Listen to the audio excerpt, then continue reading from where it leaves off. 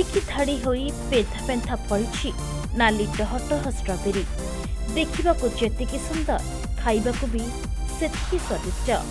ଓଡ଼ିଶା ମାଟିରେ ଫଳିଛି ବିଦେଶୀ ଫଳ ଷ୍ଟ୍ରବେରୀ। ଯାହା ଦିନେ ଓଡ଼ିଶା ପାଇଁ ସ୍ୱପ୍ନ ଥିଲା, ତାହା ଆଜି ସଫଳ କରି ଦେଖାଇଛନ୍ତି ଚାଷୀ। ତ ଆଗକୁ ମାନେ କିଛି ନୂଆ କରିକି ଦେଖିବାର ଲକ୍ଷ୍ୟ ଥିଲା। ଆଗରୁ ମୁଁ ଚାଷ କରେ, ଦେଶୀ କାଙ୍କଣ ଚାଷ କରେ, କାଶ୍ମୀରୀ ଆପେଲ ବେରୀ ଚାଷ କରେ।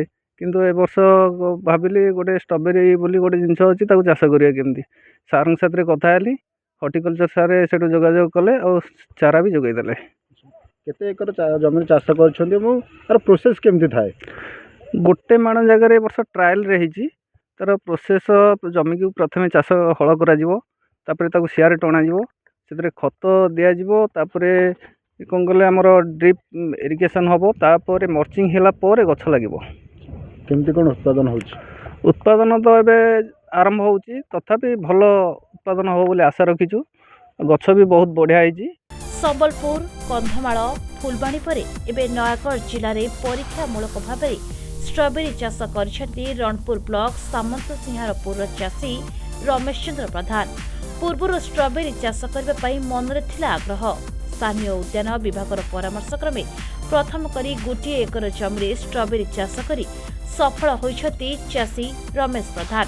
ଏହି ଚାଷରେ ତାଙ୍କ ପତ୍ନୀ ବିଷ୍ଣୁପ୍ରିୟା ପ୍ରଧାନ ସହଯୋଗ କରୁଥିବା ଜଣାପଡ଼ିଛି। ସ୍ଥାନୀୟ ଉଦ୍ୟାନ ବିଭାଗ ତରଫରୁ ଚାଷୀ ରମେଶ ଚନ୍ଦ୍ର ପ୍ରଧାନଙ୍କୁ ଆବଶ୍ୟକୀୟ ଜ୍ଞାନକୌଶଳ ସାଙ୍ଗକୁ ସମ୍ପୂର୍ଣ୍ଣ ସହଯୋଗ କରାଯାଇଥିବା ବେଳେ 4 ରୁ 5 ହଜାର ଷ୍ଟ୍ରବେରୀ ଚାରା ଯୋଗାଇ ଦିଆଯାଇଥିଲା, ଯାହାଫଳରେ ଷ୍ଟ୍ରବେରୀ ଚାଷ କରି ଆତ୍ମନିର୍ଭରଶୀଳ ହୋଇପାରିଛନ୍ତି ଦମ୍ପତି।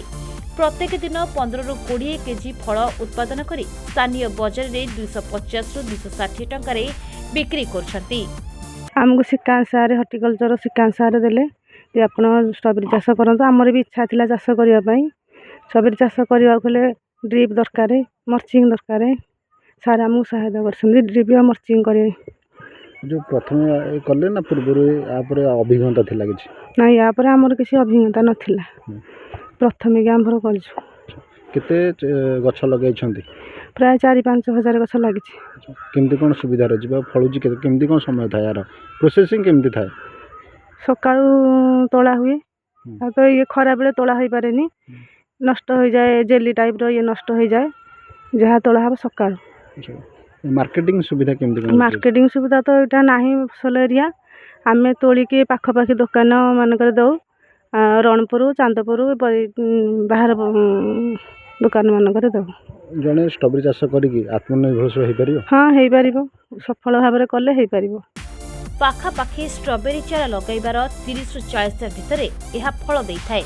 ଅକ୍ଟୋବରରୁ ଡିସେମ୍ବର ମାସ ହିଁ ଷ୍ଟ୍ରବେରୀ ଚାଷ ପାଇଁ ପ୍ରକୃଷ୍ଟ ସମୟ। ଏହା ସାଧାରଣତଃ ବାଲିଆ ମାଟି ଓ ଥଣ୍ଡାଳିଆ ପାଗରେ ଭଲ ହୋଇଥାଏ।